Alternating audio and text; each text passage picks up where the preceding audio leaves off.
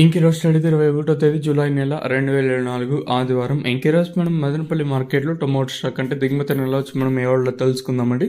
నేనుతో పోల్చుకుంటే దిగుమతి తగ్గిందా లేదా పెరిగిందా వేటని వాళ్ళలో తెలుసుకుందామండి. తెలుసుకునే ముందు ఇంకా మన ఛానల్ సబ్స్క్రైబ్ చేసుకోలేదా? ఇంకెందుకు ఆలస్యం, ప్లీజ్ లైక్ ప్లస్ సబ్స్క్రైబ్ చేసుకోండి. ఇంకా నేను ఎక్స్పెక్ట్ చేసేది కేవలం ఒక లైక్ ఒక సబ్స్క్రైబ్ మాత్రమే. సో మీరు సోదిగా భావించద్దండి. సో సపోర్ట్ చేస్తారని ఆశిస్తున్నాను. సో లైక్ చేయడం మర్చిపోద్దండి, అలాగే సబ్స్క్రైబ్ చేయడం మర్చిపోద్దండి. మీకు ఈ కుడి చేతి పక్కనే సబ్స్క్రైబ్ బటన్ అయితే ఉంటుంది, అలాగే ఎడమ చేతి పక్కనే లైక్ బటన్ అయితే ఉంటుంది.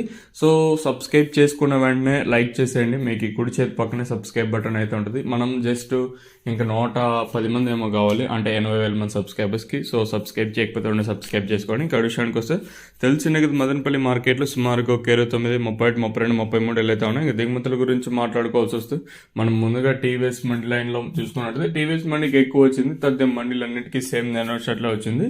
ఓవరాల్గా చూసుకున్నట్లయితే మళ్ళీ అలాగే జీపీఆర్, ఎంఆర్ఎం, పాతాళం స్టార్టింగ్, అలాగే భాగ్యలక్ష్మి ఇక్కడ చూసుకున్నట్లయితే ఈ మండీలో ఒక 3 ఇంకా 4-5 మండీలకి దిగుమతి పెరిగింది. ఓవరాల్గా చూసుకుంటే నిన్న భారీ స్థాయిలో దిగుమతి తగ్గినా కూడా ధర అయితే కొంచెం అడిగానే వెళ్ళింది. సో ఈరోజు దిగుమతి నిన్నతో పోల్చుకుని స్వల్పంగా పెరిగింది. మరి భారీ స్థాయిలో లేదు, ఒక 5 ఇంకా 10% కొంచెం అటు ఇటు చెప్పచ్చు.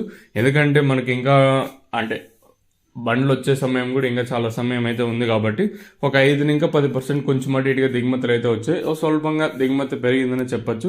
భారీ స్థాయిలో కాదు, ఒక 5% ఇంకా 10% అంతే, మరి అంత ఏం ఎక్కువ లేదు. సో ఇదండి ప్రస్తుతానికి కొన్ని ఇన్ఫర్మేషన్ మన మదనపల్లి మార్కెట్. ఇంకా